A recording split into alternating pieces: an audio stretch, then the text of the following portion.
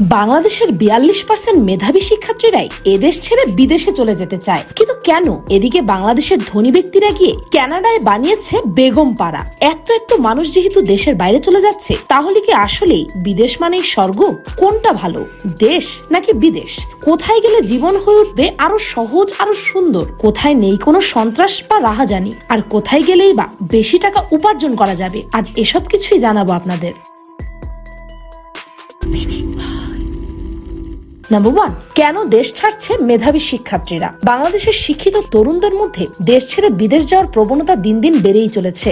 অনেকের মধ্যে তো এমন প্রবণতা যেন দেশ ছেড়ে যেতে পারলেই তারা বাঁচে। শিক্ষিত তরুণদের প্রায় অর্ধেকই বা 42% দেশ ছেড়ে বিদেশে পাড়ি জমাতে চায়। প্রতি বছর উচ্চশিক্ষার জন্য কত শিক্ষার্থী যে দেশ ছাড়ে এমন পরিসংখ্যান প্রকাশ করে ইউনেস্কো। সেখানে দেখা গেছে 2022 সালের প্রকাশিত ইউনেস্কোর সর্বশেষ তথ্য অনুযায়ী অন্তত 49,151 জন বাংলাদেশি শিক্ষার্থী 58টি দেশে পড়াশোনার জন্য গিয়েছে। 2011 সালে প্রকাশিত পরিসংখ্যান অনুযায়ী 44,244 জন, 2020 সালে 50,078 জন, 2019 সালে 57,920 জন এবং 2018 সালে 42,191 জন শিক্ষার্থী উচ্চশিক্ষার জন্য বাংলাদেশ ছেড়ে বিদেশে পাড়ি জমিয়েছে। এদের সিংহভাগই বিদেশে থেকে যায়। কিন্তু কেন? দ্য ডেইলি ক্যাম্পাসের একটি নিউজ থেকে জানা যায়, বিশেষজ্ঞদের মতে দেশে দুর্নীতি, স্বজনপ্রীতি, তৈলবৃত্তি, অনুন্নত বেতন, প্রয়োজনীয় সুযোগ সুবিধার অভাব সহ নানাবিধ কারণে দেশ ছাড়ছে মেধাবী শিক্ষার্থীরা। দেশে উপযুক্ত কর্মসংস্থানের অভাব ও মেধা সম্পদের যথোপযুক্ত স্বীকৃতি না পাওয়ায় দিশেহারা তরুণেরা বেকারত্বের জাল ছেড়ে আশার আলো খুঁজতে পাড়ি জমাচ্ছে পরদেশে। দেশীয় চাকরির বাজারে বারবার ব্যর্থ হওয়া মেধাবী ছাত্রীটিকেও বিদেশি কর্মক্ষেত্রে একজন সফল কর্মী হিসেবে প্রশংসিত হওয়ার নজির রয়েছে অনেক। তার উপর আছে বেতন।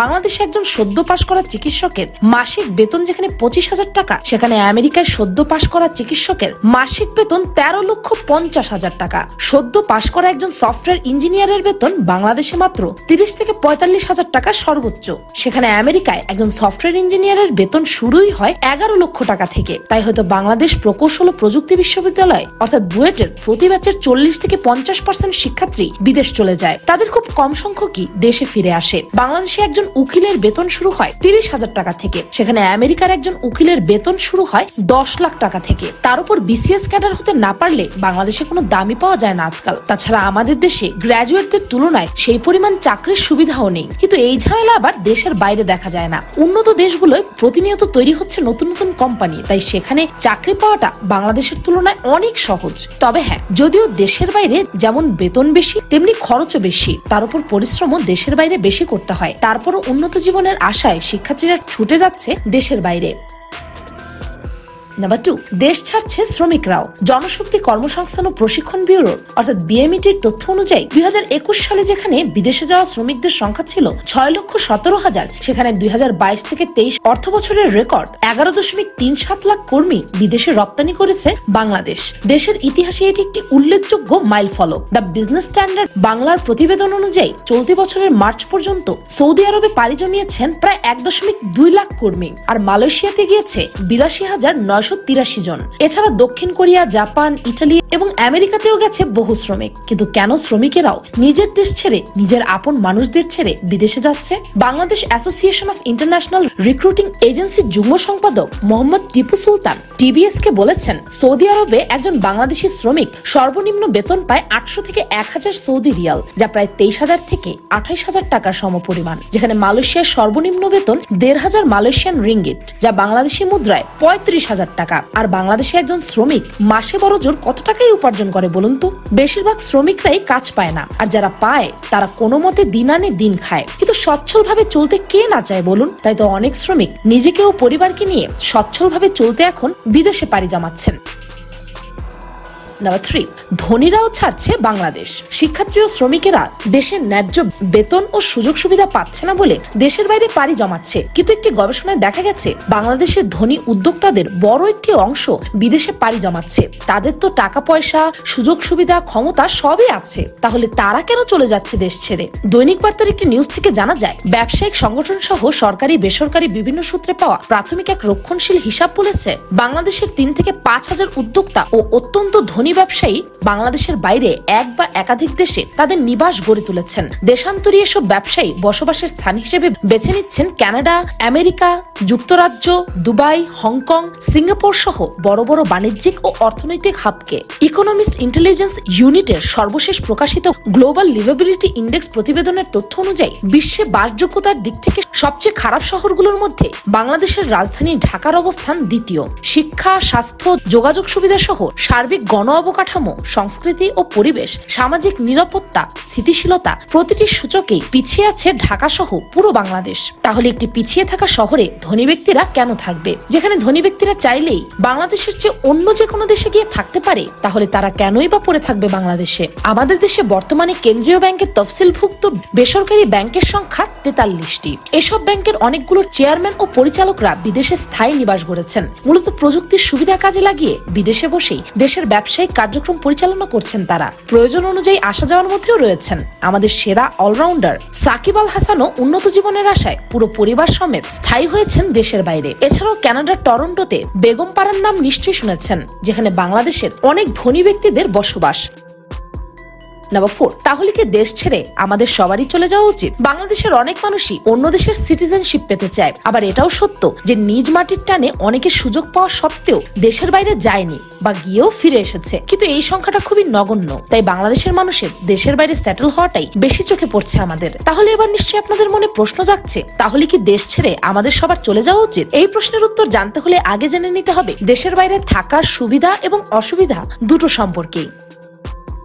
নাম্বার 1, প্রথম সুবিধা হলো দেশের বাইরে যেহেতু বেশিরভাগ বাংলাদেশি নিজের পুরো পরিবার নিয়ে থাকবে না, আর আমেরিকা, কানাডা, অস্ট্রেলিয়া সহ উন্নত দেশগুলোর মানুষজন যেহেতু অন্যদের নিয়ে পড়ে থাকে না, তাই আপনি যেভাবে ইচ্ছে সেভাবেই চলতে পারবেন।